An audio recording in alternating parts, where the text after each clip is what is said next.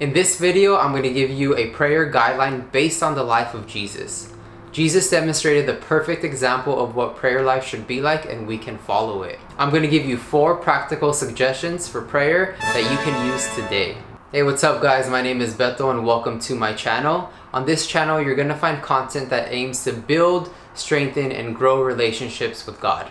When I first became a Christian, it would have been very helpful to have access to a YouTube channel that created content to help me on my spiritual walk. Therefore, I decided to make this channel to help people who are beginning their walk with Christ or are already Christians and looking for spiritual guidance. So I hope you enjoyed this video. Now let's get into today's topic. The first suggestion I have for you is to find a quiet place. Jesus often went to lonely, solitary places to pray, and so should we. Luckily for me, my entire apartment is pretty quiet, so I'll either pray in my bedroom or in my living room.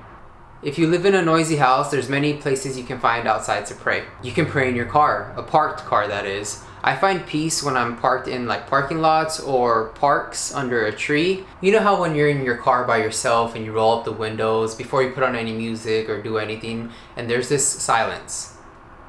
It's almost a perfect silence. This is what I wanted to show you guys. So quiet. I love it. It's just a perfect opportunity to just pray. Now, when I want to turn in my prayer into an adventure, I'll go outside and look for a place surrounded by nature. It makes a big difference when you find a solitary place to pray. Find a quiet place where you can visit on a regular basis and be consistent.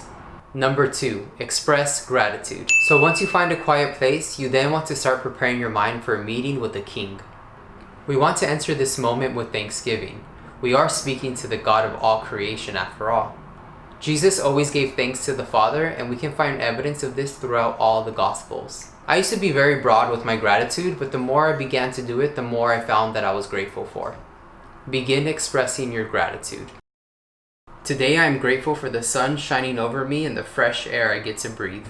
I am thankful for the opportunity to be free and connect with the Lord. I am thankful for my camera, my laptop, and the Bible to be able to create these videos for YouTube. I am thankful for the rest I was given last night to have the energy and the health to experience a great day today. Philippians 4:6 says, "Do not be anxious about anything, but in everything by prayer and petition with thanksgiving, present your requests to God." Therefore, we should always include thanksgiving in our prayers. There is always something to be grateful for. Number 3, pray specifically. In prayer, you gotta tell God exactly what you need with as much detail as possible. Instead of praying for things in general, pray for a person, situation, or a thing specifically. For example, instead of praying for the homeless, ask God to bring food and shelter to the homeless guy with the blue shopping cart that lives down the street from your work.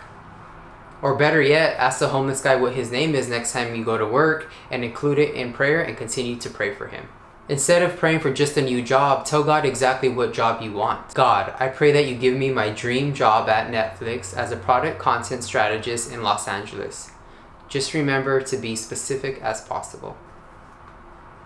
Begin to pray specifically. Today I am praying for my grandmother who is battling cancer. I am asking God to give her strength to continue fighting, to give her relief from the pain she is experiencing in her abdomen, to fill her up with His truth, that He will never leave her nor forsaken her, to remind her how big He is and what He is capable of, that He is a miracle worker, a way maker, and a promise keeper. I'm asking for peace in her mind and spirit and rest for her body. I am thanking Him for the time He is giving me with her now and accepting His will, whatever it may be. God will not always give you exactly what you pray for, but He will always meet your needs. Just remember, He knows best. Number 4, pray biblically. Jesus gave us the pattern for prayer in Matthew 6:9-13. Then this is how you should pray. Our Father in heaven, hallowed be your name. Your kingdom come, your will be done on earth as it is in heaven. Give us today our daily bread. Forgive us our debts as we also have forgiven our debtors. And lead us not into temptation, but deliver us from the evil one. This is a biblical model for prayer. It starts by giving respects to God and His holiness. Then it prays for His kingdom and His will to be done before we ask for our needs. As we grow and mature in the Lord, so will our prayers. When we spend more time in the Word, we will find prayers and scriptures that we can use for others and ourselves. And as a result, we will pray more biblically. This does take time, so don't worry if you're not doing this just yet. Know that you will get there. In Ephesians 1:17 through 18, Paul says, I keep asking that the God of our Lord Jesus Christ, the glorious Father, may give you the spirit of wisdom and revelation, so that you may know him better. I pray also that the eyes of your heart may be enlightened, in order that you may know the hope to which he has called you. You can pray that prayer over anyone, family, friends, people at work, strangers. In praying these prayers, you begin to pray biblically. Alright guys, so we've reached the end of our video and I hope you enjoyed it. Take those 4 practical suggestions and use them to enhance your prayer life. I pray that you are able to deepen your relationship with Christ and that you're able to hear from him like never before. If you enjoyed this video, make sure to hit the like button, and if you enjoy this content and want to receive more, be sure to subscribe to my channel.